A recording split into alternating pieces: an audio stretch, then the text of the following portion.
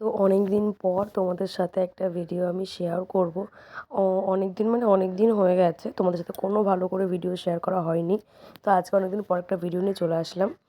এটা ছিল সরস্বতী পুজোর আলপনা। তো আমার বোন আর আমার বোনের একটা ফ্রেন্ডকে আমি ডেকেছিলাম যে আমি তো তেমনভাবে আলপনা দিতে পারি না, তো তোরা আয়। এটা কিন্তু আগের দিনের মানে পুজোর আগের দিন ওরা বিকালবেলা আলপনাটা করেছিল। তারপর পরের দিন আমি এটা ভোর থেকে তারপর আমরা শ্যুট করতে দেখো আমি কিন্তু ভোর 5টায় উঠেছিলাম। আর বাইরেটা দেখো কতটা আর জানো তো আমি কিন্তু ভেবেছিলাম যে মানে পুজোর জন্য বাড়িতে জিলাপি করব, কিন্তু আমি এর আগে কখনো করিনি জিলাপিটা। সেই জন্য সাহস পাচ্ছিলাম না মন থেকে। তো ভাবছিলাম কেমন হবে, সেই জন্য আমি আর করিনি। তো আমি এত সকালে ওঠার কারণ ঠাকুরমশাই বলেছিল ওই 6:30 7টা নাগাদ আসবে। তো আমাদের যে সামনের বাড়িটা ওনাদের বাড়িতে আগে পুজো করবেন, তারপর আমাদের বাড়ি। তো আমি ভাবলাম সকাল সকাল উঠি, আমার সব গোছাতে সে লেটই হবে। তো আমি একটু সুজি করব আর ঠাকুরের জন্য একটু সুজি করব আর লুচি, ব্যাস এটুকুই। আর কি থাকবে, আর ফল থাকবে আর এমনি চাল মাখা থাকবে, এগুলোই থাকবে। তো সেই জন্য আমি দেখো আমি কিন্তু ফ্রেশ হয়ে আমি স্নান করে নিয়েছি। তারপর কিন্তু আমি এদিকে রান্নাঘরে চলে এসেছি। তো দেখো আমার কিন্তু দুধটা আমি এর আগে ফুটিয়ে ফেলেছি। তারপর কিন্তু আমি সুজিটাকে ভালো করে ঘি দিয়ে ভেজে নেব।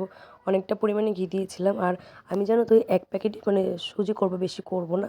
এত সকালে তেমন কেউ থাকবে না প্রসাদ নেওয়ার জন্য, সেই জন্য আমি 1 প্যাকেটই করব। তো তোমরা দেখো আমি রান্না করতে করতে বাইরের দিকে দেখছি বাইরেটা কতটা অন্ধকার। তো দেখো এদিকে কিন্তু আমার সুজিটা মোটামুটি ভাজাটা হয়ে গেছে।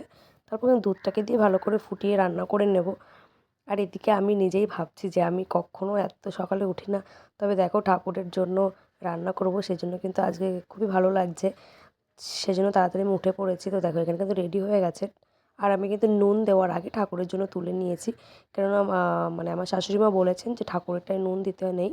তো নুন না দেওয়ার আগে উঠি, তারপর বাকিটায় হালকা নুন দিয়েছিলাম।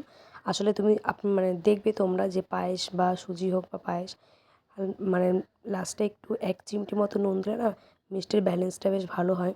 তারপর কিন্তু আমি এখানে একে একে লুচিগুলো ভেজে নিয়েছি। আমি জানো তো ময়দাটা ওইভাবে মেখেছি।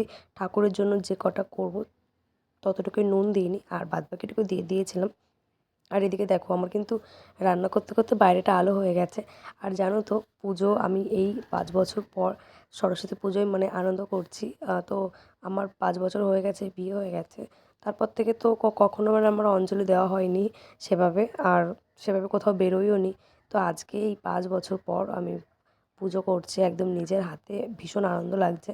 দেখো আমার কিন্তু নিচে রান্নাবান্না কমপ্লিট হয়ে গেছে। তারপর আমি ছাদে এসেছি। আমাদের ছাদেই কিন্তু পুজোটা হবে, যেহেতু আমাদের ঘরে তেমন একটা জায়গা নেই সেজন্য। তো আমি কিন্তু এখানে সব গুছিয়ে নিয়েছি সুন্দর করে। তো দেখো সব কিছু মোটামুটি গোছানো আমার কমপ্লিট হয়ে গেছে। তো এখানে কিন্তু আমার যা, শাশুড়ি দুজনেই আমাকে পুরোটা সাহায্য করে দিয়েছে। না একার কাছে আমার পসিবল হতো না। তো এখানে যারা যারা অঞ্জলি দেবে সবাই দেখো চলে এসেছে, আমাদের রিলেটিভ। এই যে আমার বোন, ও ক্যামেরা ওর দিকে দেখাতে বারণ করছিল। যাই হোক আমাদের ঠাকুরমশাই কিন্তু এসে গেছে, উনিও কিন্তু ওনার যাবতীয় যেগুলো গোছানো উনি গুছিয়ে নিচ্ছেন। ছাদে কিন্তু অনেকটা রোদ এসেছিলো। তো জানো তো ঠাকুরমশাই বলেছিল যে 6:30 7টা নাগাদ আসবে, তবে উনি একটু লেট করে এসছে, সেই জন্য আমরা একটু রোদ পাচ্ছি ভালো। তো এদিকে কিন্তু পুজোটা আমাদের প্রায় শুরু হয়েই গেছে। আর এদিকে বাবাইকে একটু দেখো, ও ফানুস ওড়ানোর জন্য লাফালাফি করছিল। আর এখানে কিন্তু এবার বাবাইয়ের হাতে খড়ি। তো এখানে কিন্তু দুজনের হাতে খড়ি হয়েছে, বাবাইয়ের আর আরেকটা আমার একটা বোনের হাতে খড়ি হয়েছে। তো বাবাই কিন্তু জানি না একদমই ওনার কাছে যেতে চাইছিল না, সেজন্য ওর বাবার কোলে বসেই ও লিখেছে। তাকে বলো, তো আমাদের সন্তানদের তুমি বিদ্যা দাও, আমাদের ধন দাও। তারপর কিন্তু আমাদের অঞ্জলি করে লাস্টে কিন্তু ঠাকুরকে আরতি করে আমাদের পুজোটা এখানে কমপ্লিট হলো। তারপর কিন্তু ঠাকুরমশাই সবাইকে উপোসটা ভাঙার জন্য প্রসাদ দিচ্ছিলো, সেগুলো আমরা খাচ্ছিলাম। তো আমাদের